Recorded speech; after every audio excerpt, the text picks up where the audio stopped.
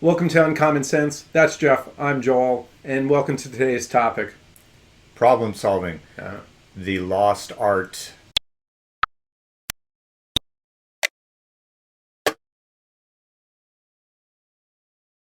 I kind of feel like it's going to be a Indiana Jones, the lost art Man, you're of. stealing all of my material for the entire. Well, that's because we don't script anything. Yeah, I So guess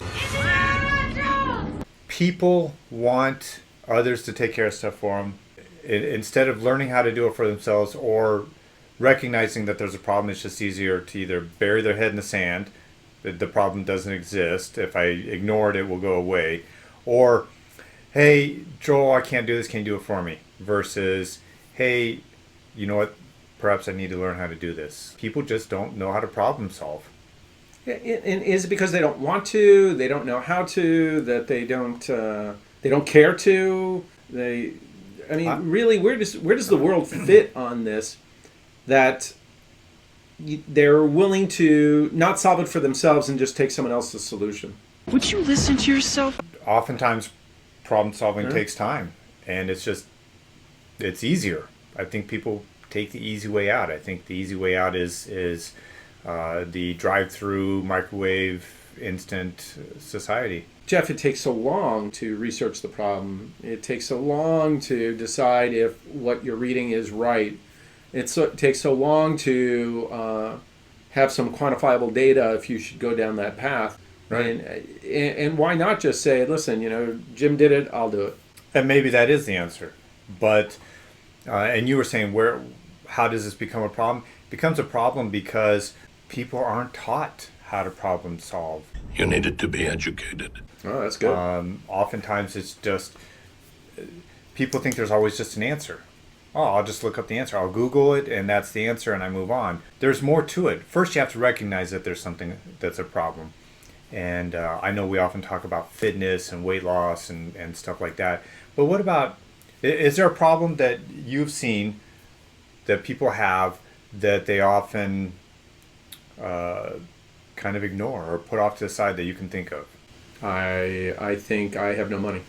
Money's a great one. Yeah. Money's a Yeah, it's the number one. We all have to deal with money in some shape or form. Even people who hate dealing with money. Unfortunately, whether it's unfortunate or not, we live in a society where money makes things go round. Money, money, money makes the world go round. But as long as we're talking about problem solving, let's just go with we don't make enough money. We need more money in Right. some shape or form. They've recognized it. Yeah. That if you don't recognize it, then you don't know you have a problem. So at least they're there. Right. Then what do, Joel? They recognize it. I've got a problem. I don't make enough money. I've got too many bills. What do I do? I know what I would do. The very first thing is I list out all the things that I'm saying are part of the problem. Okay. There is the pro and con list, the roses and thorns list, is a great way to start of the recognition process.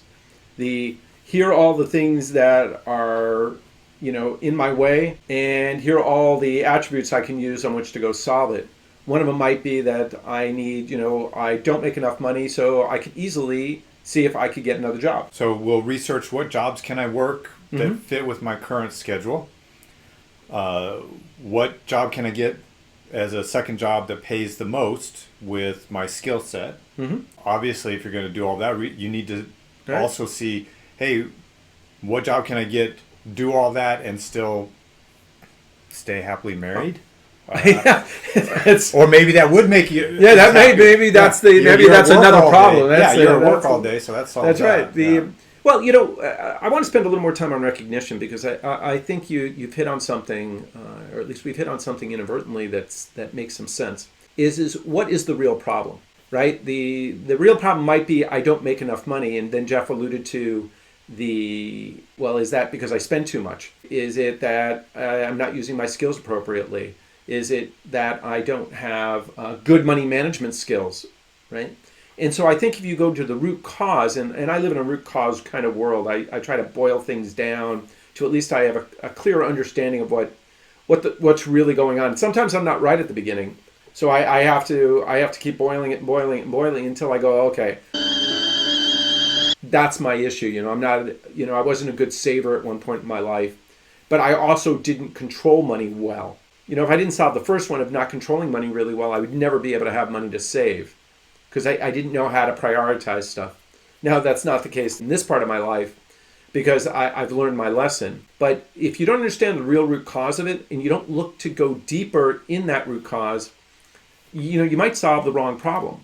You might decide that, I just need to go quit my job and get another job. And the worst part, right, is some people click on to, I need to quit my job, and then they forget to get the next job.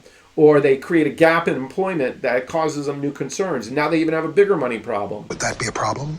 Yeah, it would. From a recognition point of view is to solve the right thing, to make sure that we are finding out the real why of what we're attempting to solve so we understand somewhat of the goal at the end. And definitely recognize what tools you have that you're willing to use to go solve it. My toolbox is missing. Awesome point is oftentimes people just look at the surface. And I agree.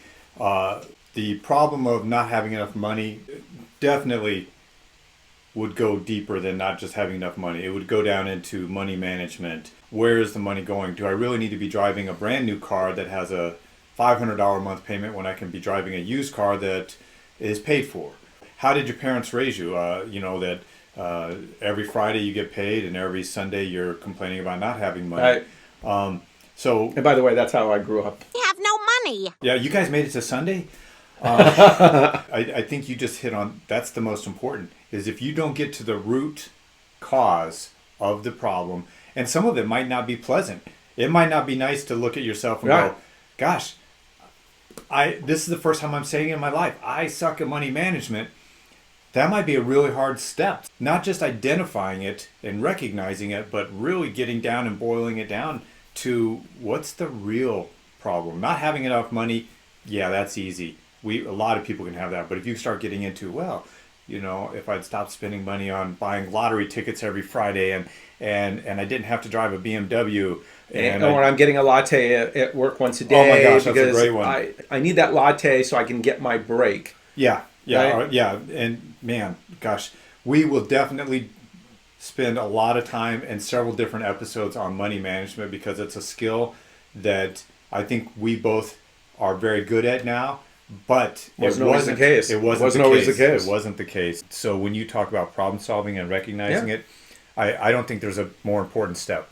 And problem solving goes into everything. I mean, we could go with money management. We could go with education. We could problem solve the current crisis, and everybody seems to be an expert in all the crises we're currently having. And so to at least narrow down that focus to decide what you're going to go solve is really important. The other side of recognition is not only do you recognize that there is a problem, you have to be very careful during the recognition process that it doesn't become the excuse. No excuses. I have no money, so I can't go out tonight. Let's assume that's the root cause, is I'm spending too much money. Then what do I do?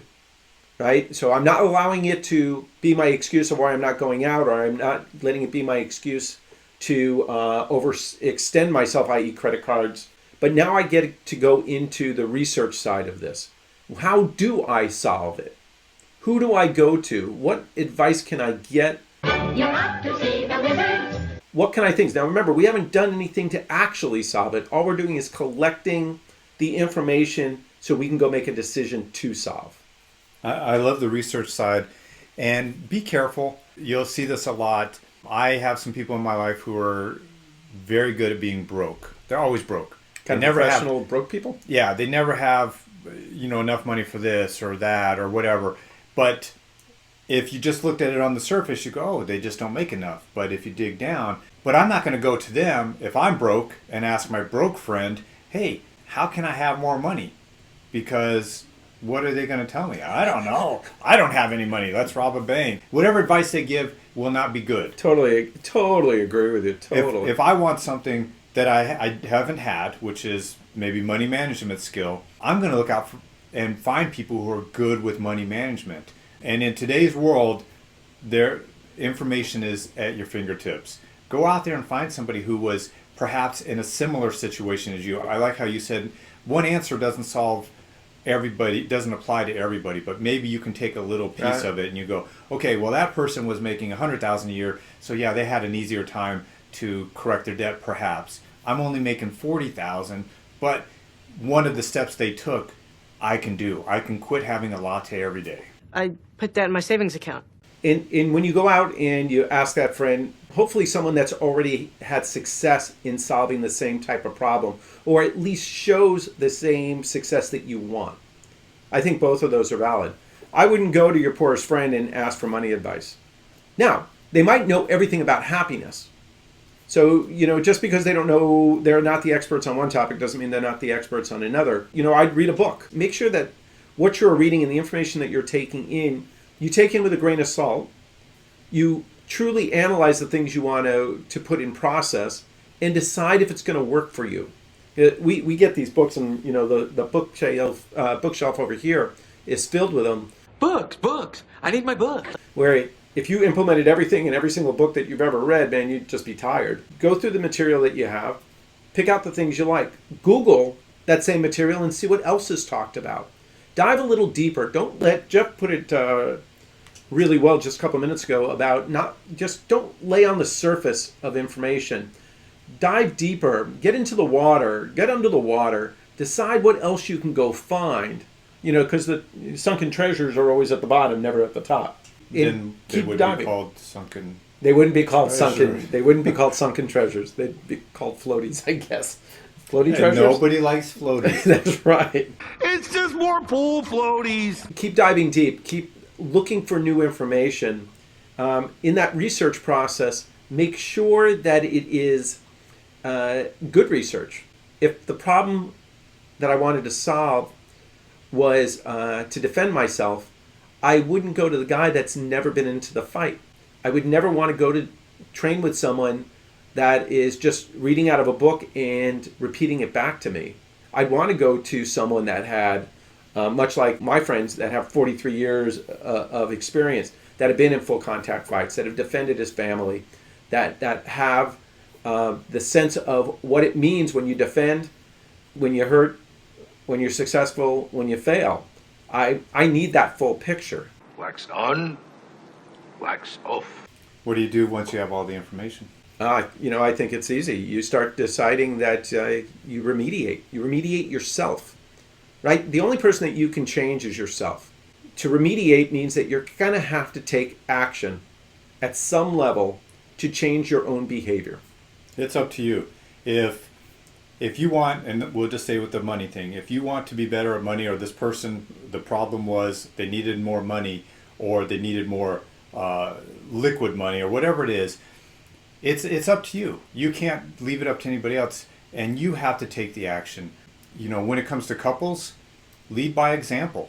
Don't tell your spouse, we need to have more money, and as you're sipping on your latte and going, gosh, how are we going to come up with more money? Yeah. Lead by example. If you've done the research, then it would be on you to share that information and bring them along, but you have to be there first. Can we talk? If you've learned, you know what, I know I'm doing this wrong, yet you continue to do the same thing, then nobody wants to hear. Well, we are creatures of habit. Yeah, but nobody wants to hear, so create a new habit. Yeah, I totally agree with that. Yeah. So that habits are all for another episode. You can't force someone else to go have a good habit.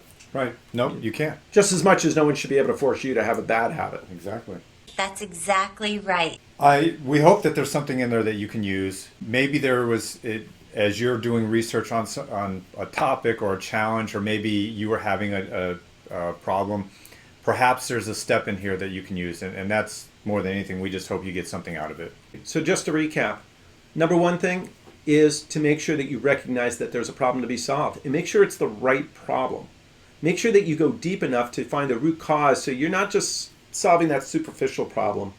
Second is research. Find the right people, the right mentors, the right books, the right systems, whatever you need to go do, but research it. Make sure that when you follow it, that you're going to, and two, it's the right stuff to follow.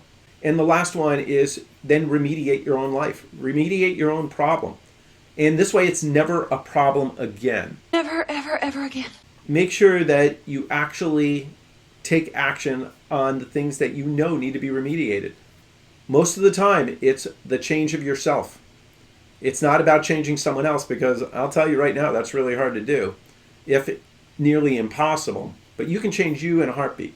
Keep the actions really small, and constantly show progress. Yeah, and that's a great one with money. Don't attempt to solve the money problem in one move.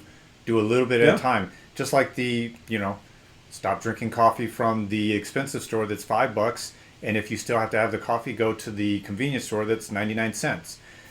That $4 isn't going to change your life that minute, but it's that action and that step that's going to get you in the right. Or drink coffee at home. Or drink it at home where it's 9 cents or whatever it is. That's right. We should don't probably know. do a metric on that. So those are things. I love that. Just a little bit at a time. If you attempt to take too much of a step, it could derail you because it's difficult to do, and then you're like, screw it, I don't want to do it. Right. It'll cause you new problems. Yep. But we're here to solve them, not get them. And so with that note, that's Jeff. I'm Joel. This is Uncommon Sense. We'll see you in the next conversation.